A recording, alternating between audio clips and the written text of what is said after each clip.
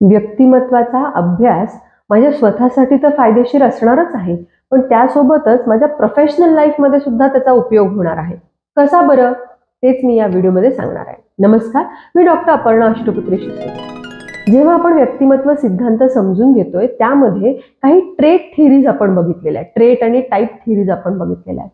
ज्या वेळेला मी प्रोफेशनमध्ये असते, एखादा व्यवसायामध्ये असते, त्यावेळेला मला लोकांना अपॉइंट करायचं असेल, त्यांच्यासोबत काही डील करायची असेल, तर त्यांचं मला व्यक्तिमत्व समजून घ्यावं लागतं. मग त्यासाठी मला सायको अनालिटिकल मेथड उपयोगाला नाही पडणार, कारण लहानपणी काय झालं, कसं झालं, किंवा त्यांचं वर्तन कसं बदलायचं, असं तिथे मला बिहेवियरल वाले लोक पण कामाला येणार नाही. मग मला तिथे कोण कामाला येणार? तर मला ट्रेट वाले लोक तिथे कामाला येणार. ते क्लिअर कट सांगतात की ही जी व्यक्ती आहे ही एक्स्ट्रोवर्ट आहे, ही इंट्रोवर्ट आहे, ह्याचे गुणविशेष काय आहेत, ते कुठे कामाला येऊ शकतात. जर का मला एखादं काम एखाद्या व्यक्तीला द्यायचं असेल की ती बसून त्याने ते नीट शांततेत बारीक निरीक काम करायला पाहिजे, तर अशा व्यक्तीसाठी कोणते ट्रेट गरजेचे आहेत ते मला ऑलपोर्ट सांगतात, ते मला कॅटल सांगतात, आणि त्याचा उपयोग जो आहे तो मी माझ्या व्यवसायात करू शकते. हे करत असताना व्यवसायाची वाढ तर होणारच आहे, कारण आपण लोक जोडणार आहोत. ज्या व्यक्तीला जे त्याचे ट्रेट्स आहेत त्यानुसार जर काम दिलं तर ती व्यक्तीने खूप चांगल्या पद्धतीने काम करते. माझ्या व्यक्तिमत्वाच्या थोडंसं वेगळं जर का मी काम दिलं किंवा केलं तर मला त्याच्यासोबत ऍडजस्टमेंट जास्त करावी लागते. पण माझ्या व्यक्तिमत्वानुसार मला जर माझं काम असेल तर ऍडजस्टमेंट कमी होते. ऍडजस्टमेंट कमी असल्यामुळे एनर्जीज माझ्या त्या ज्या आहेत त्या माझ्या प्रोडक्टिव्हिटीमध्ये लागतात. त्यामुळे तिथे आपल्याला ट्रेट थिअरीज ह्या खूप फायद्याच्या ठरणार आहेत, ज्या मी केलेल्या आहेत. ऑलपोर्ट आहे, कॅटल आहे, बिग 5 फॅक्टर्स आहेत, हे आपण सगळ्या बघितल्या पाहिजे, जेणेकरून आपल्याला कळेल की कोणत्या ट्रेट्सच्या लोकांचे गुणविशेष काय आहेत आणि त्याचा मग उपयोग कसा करायचा आहे. त्यासोबतच स्वतः एकदा आपण एका विशिष्ट ध्येय ठरवलेले असतात, ते ध्येय गाठल्यानंतर मग आर्थिक बाबतीत असेल किंवा सो कॉल्ड गाडी, बंगला, घर आणि हे सगळं एकदा अचीव केल्यानंतर माणूस आत डोकवायला लागतो.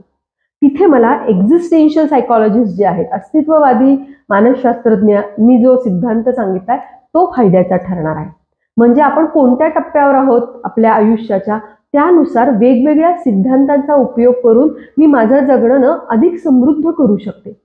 मी जर का अजून तिथेच अडकले असेल की माझ्याच बाबतीत असं काय, माझंच असं काय, माझंच तसं काय, मी मध्ये जर मी अडकलेली असेल तर मला ह्युमॅनिस्टिक सायकोलॉजिस्ट जे आहेत ते तिथे त्यांची मला मदत होणार आहे. जिथे मग रॉजर्स आहे, मॅस्लो आहे, ते आपल्याला काय सांगतात की माझा जो सेल्फ आहे त्या सेल्फवर मी कसं काम करायला पाहिजे, माझं स्वचा मी स्वीकार कसा करायला पाहिजे, स्वचे काही प्रकार त्यांनी सांगितले. मला जर एकदा कळालं की माझा जो खरा स्व आहे आणि माझा आदर्श स्व यात तफावत आहे, म्हणजे काय होईल, जर का मी सिद्धांत बघितलेला असेल रॉजर्सचा, तर माझ्या लक्षात की आदर्श स्व नावाचा पण एक कन्सेप्ट आहे आणि रिअल सेल्फ नावाचा पण एक कन्सेप्ट आहे.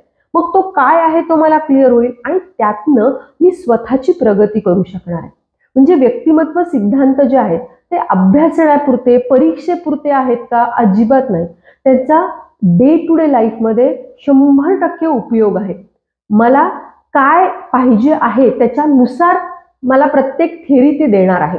म्हणजे जर का मला वजन मोजायचं असेल तर त्यासाठी मला जर स्वतःचं वजन मोजायचं असेल तर तराजू कामाला येणार नाहीये. ह्याचा आता तराजू चूक आहे असं नाहीये. म्हणजे मला जर का स्व समजून घ्यायचा असेल तर मला बिहेवियरल थिअरीज जाणून घेऊन उपयोग होणार नाहीये. मला ह्युमॅनिस्टिक थिअरीजच समजून घ्यावं लागतील, मानवतावादी सिद्धांतच समजून घ्यावं लागेल.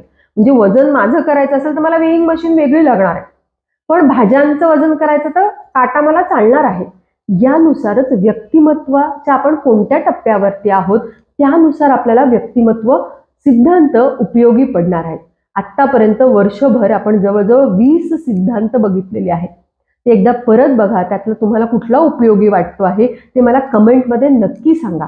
आणि येत्या नवीन वर्षामध्ये आपण नवीन सिरीज घेऊन येणार आहोत, जी आपलं जगणं जे आहे, आपलं आरोग्य जे आहे ते अधिक समृद्ध करणार आहे. त्यामुळे जर चॅनलला अजून सबस्क्राईब केलं नसेल आणि बेल आयकॉन दाबला नसेल तर तो नक्की लगेचच करा. आणि हा व्हिडिओ आपण शेवटपर्यंत बघितला त्याबद्दल खूप खूप धन्यवाद.